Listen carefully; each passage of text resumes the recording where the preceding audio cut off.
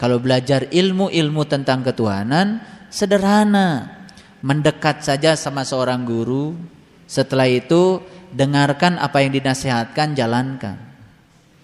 Jangan banyak pertanyaan, diterimanya harus dengan hati, karena jalan menuju Tuhan cuma satu, hati. Nah kalau kita ngaji pakai pikiran, itu yang sering membuat kita sering sulit untuk mendapatkan pelajaran. Karena apa? Ya masih penuh di pikiran. Apa yang akan terjadi pada kita saat kita bisa menemukan Allah? Satu, Allah tidak akan membiarkan kita dalam kedamaian.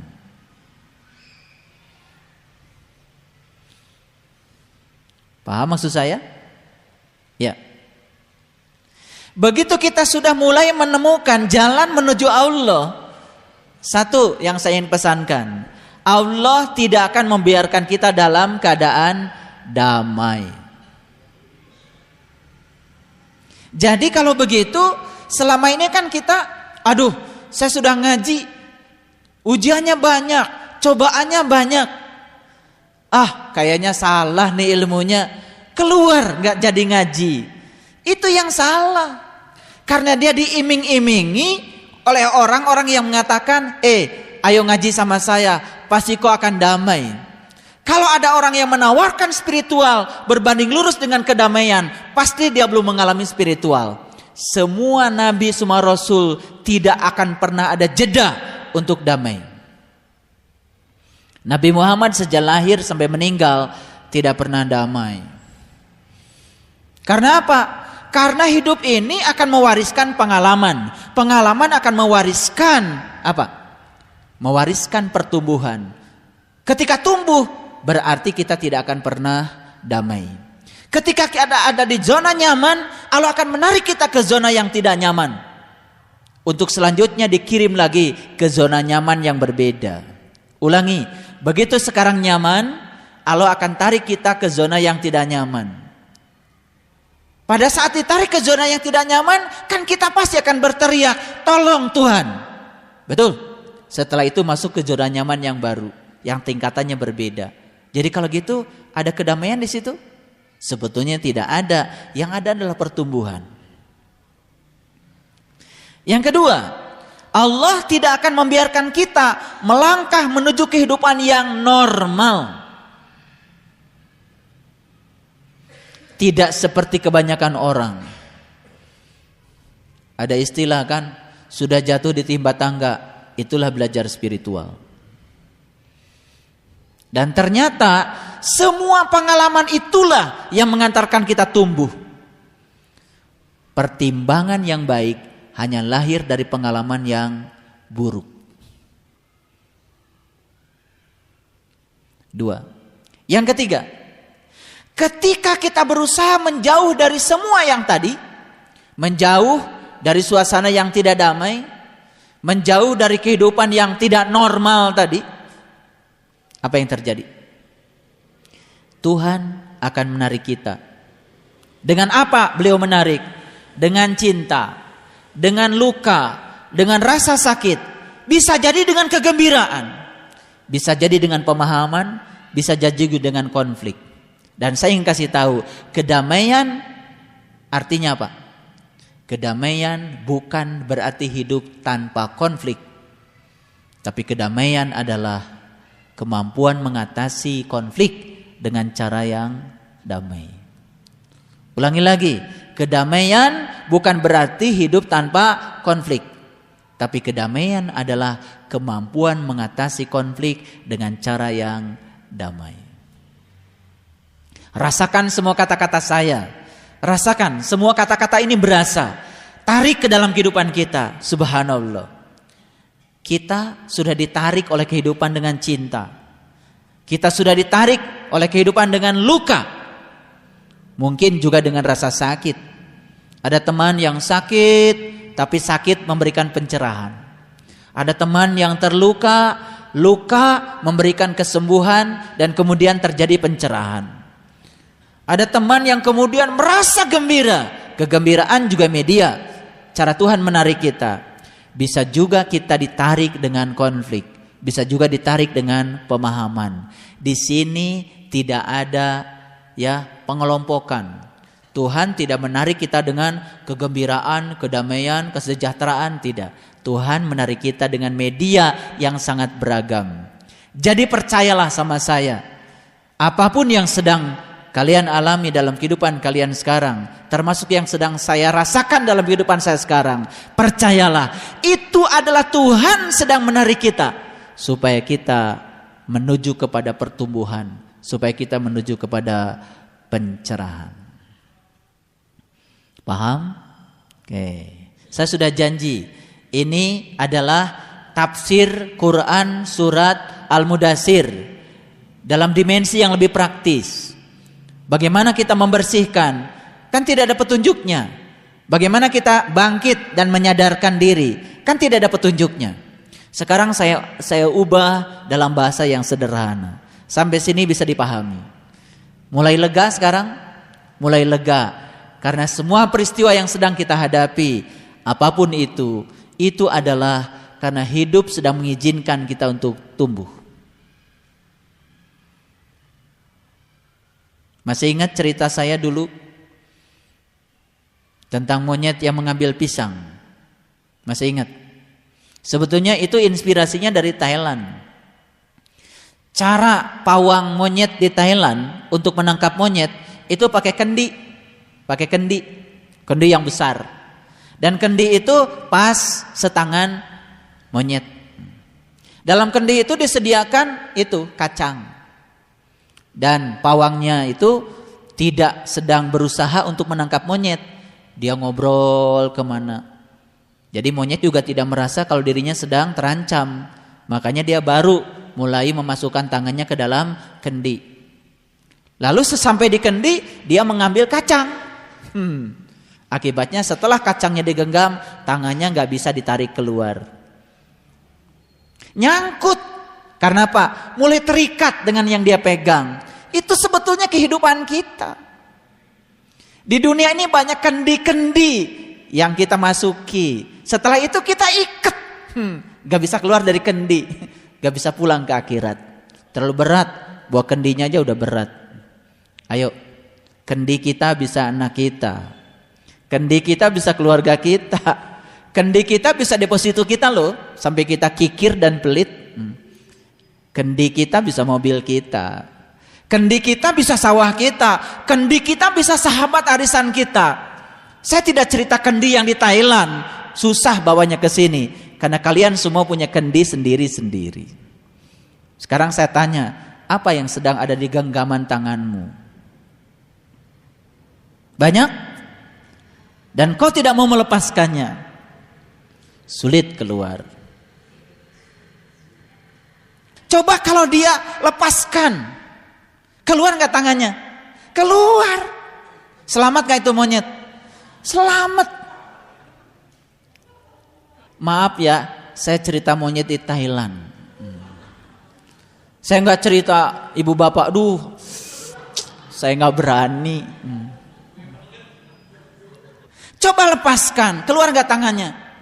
Kalau keluar tangan, kan bisa bebas kemana? Mau pergi kemana kan gak bawa kendi. 90% manusia tidak bahagia karena cemas. Maka dia pegang terus. Lagi ngaji sama saya masih mikir suami di sana. Itu manusia apa monyet? Manusia tentu saja. Manusia. Yang begitu tuh monyet. Yang di Thailand. Sekarang saya mau kasih tahu, praktis gak ilmu ini? Praktis. Sekarang saya ingin lepaskan genggaman. Mobil taruh aja di garasi. Rumah gak usah dibawa. Jangan taruh di hati. Kalian akan bebas pergi kemanapun tanpa membawa kendi. Saya ingin tanya, itu monyet jadi gak ditangkap sama pawang? Ya itu cara menangkapnya sederhana. Tidak disakiti. Karena apa? Pada akhirnya dia ditangkap oleh dirinya sendiri. Kita datang ke dunia dengan tangan kosong. Malah kita memegang begitu banyak yang ditawarkan dunia ini. Begitu kita disuruh pulang ke sana, kendinya nahan. Sulit mati. Ini. Makanya mungkin kita akan dikasih media cinta, dikasih media luka, dikasih media rasa sakit, dikasih media kegembiraan, pemahaman, mungkin juga dikasih konflik. Tugas kita cuma satu kok. Apa yang diberikan semesta pada diri kita, terima, rasakan, setelah itu lepaskan. Seperti kita melihat mangga di pohon. Semesta mengatakan pada kita, petiklah olehmu. Aku ada untuk kepuasanmu, kata pohon. Petik. Setelah itu kau makan. Setelah itu kau rasakan. Mangga sudah menyumbang rasa pada kita. Tugas kita cuma satu. Itu bijinya kau tanam lagi. Dan setelah itu lupakan dan pergi. Tidak usah memikirkan mangga yang tadi. Aduh, duit saya gak ada nih, gara-gara beli mangga. Coba gak beli mangga. Tuh terus aja mikir. Itu pikiran. Jadi saya ingin kasih tahu, kita belajar spiritual di tingkatan apapun, kalau harmonisasi antara pikiran dan hati tidak tercapai, dia akan menarik kita ke arah yang berbeda. Dan kita tidak pernah pergi. Rasakan kata-kata saya. Masukkan di hati sanubari. Setelah itu terima dengan hati dan keterbukaan. Dan katakan pada diri kita semuanya, hari ini saya akan melepaskannya. Karena saya bukan. Teruskan sendiri. Baik. Pertanyaan saya sekarang, apakah kita ini individu? Pasti kita mengatakan yes. Periksa dulu. Apa individu? Individu itu satu. Individu itu berarti tidak terbagi. Individu itu pasti tidak bisa dibagi. Sekarang saya cek, tolong lihat saya sekarang. Apakah di dalam diri kita ada pikiran? Ada. Apakah dalam diri kita ada hati? Hati yang saya maksud adalah sesuatu yang mewarisi sifat-sifat baik. Yang ketiga, apakah dalam diri kita ada tubuh? Ada. Bapak Ibu, kalau Bapak Ibu ingin ikut pelatihan tentang kesadaran, semua pelatihan yang ditawarkan harganya mahal. Dan saya menawarkan, mari kita jadikan kehidupan kita setiap saat adalah pelatihan. Yang membayar adalah Allah. Karena sudah dibayarin sama Allah dalam kehidupan ini, pelatihan yang diselenggarakan oleh Allah di semesta ini gratis. Tapi kita tidak merasa bahwa itu adalah pelatihan. Sehingga kita harus daftar ini, daftar itu untuk ikut banyak pelatihan. Karena kita senang dengan yang formal-formal. Tapi ternyata tidak mengubah kita. Karena semua perubahan tergantung pada diri kita. Oke, saya tanya sekarang. Punya pikiran? Punya. Punya hati? Punya. Punya tubuh? Punya. Oke. Kita putuskan. Saya ingin membantu orang yang membutuhkan pertolongan saya. Dan saya punya uang untuk itu. Keputusan itu ditunda sebentar. Ada nggak yang ngerecokin diri kita dari dalam? Ada. Keputusan yang tadi sebetulnya datangnya dari hati. Saya ingin memberi. Bahkan tidak melihat jumlah. Bahkan tidak melihat uang itu dari mana, dengan cara apa kita mendapatkannya. Pikiran yang suka analitik. Aduh, uang itu kan saya sampai nggak tidur. Uang itu kita dapat, saya sampai itu pikiran. Begitu pikiran mulai masuk, iya ya, enak aja. Masa saya kasih?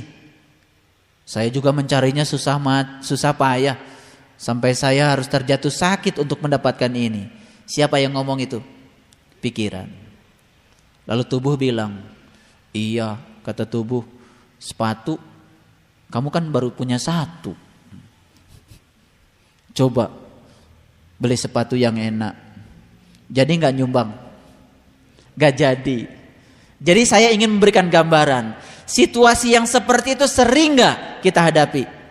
Banyak ya konfliknya di dalam itu. Terjadi perang Baratayuda antara Pandawa dan Kurawa. Perlu waktu untuk bisa mengalahkan Kurawa, untuk memutuskan bahwa saya akan memberi.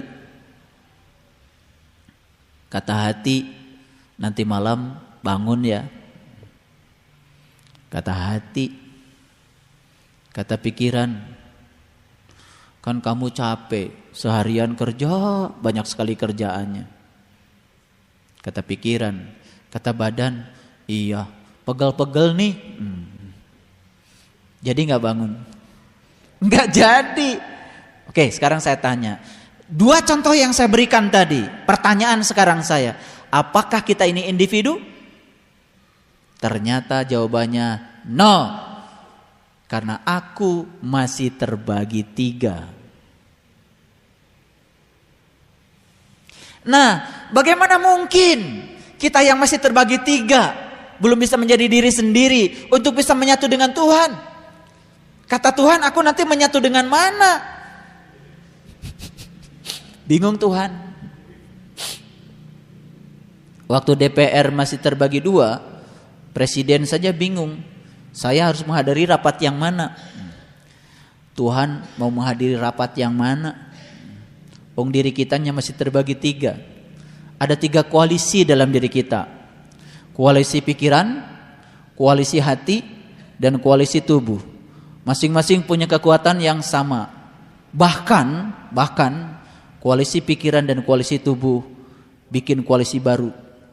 Namanya koalisi apa? Ya, koalisi barulah. Akibatnya dia bisa mengalahkan koalisi hati. Karena si pikiran dengan tubuh itu suka bersekongkol untuk mengalahkan hati. Oke. Sudah semakin tahu penyakit kita sekarang? Terperinci sekarang ya. Kemarin-kemarin kan tidak jelas mana yang harus diperangi. Sekarang semakin jelas. Oh, itu sebetulnya. Pelurunya udah banyak yang kita lontarkan. Istighfarnya sudah banyak, tapi tidak tepat sasaran. Akibatnya istighfar itu cuman seperti peluru kendali yang diarahkan ke tempat yang tidak jelas. Musuhnya malah justru semakin berkembang. Oke? Baik. Bagaimana cara menemukan Tuhan? Kan tadi masalah kita apa? Allah. Betul? Solusinya ada pada Allah. Berarti tugas kita ya menemukan Allah. Toh yang 5 tadi noda itu selesai. Oke. Satu-satu cara menuju Allah adalah mensinkronkan pikiran, hati, dan tubuh. Ilmu yang sudah Bapak Ibu dapat, sekali lagi, ilmu yang sudah Bapak Ibu dapat, ilmu yang agung yang diberikan Allah. Hanya ilmu itu yang bisa membuat sinkron antara pikiran, hati, dan tubuh. Tetapi kenapa hari ini kita belum sinkron?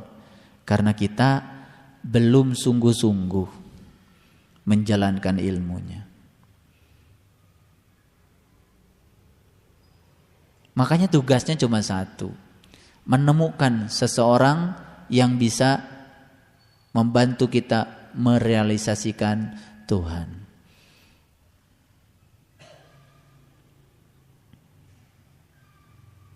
Oke?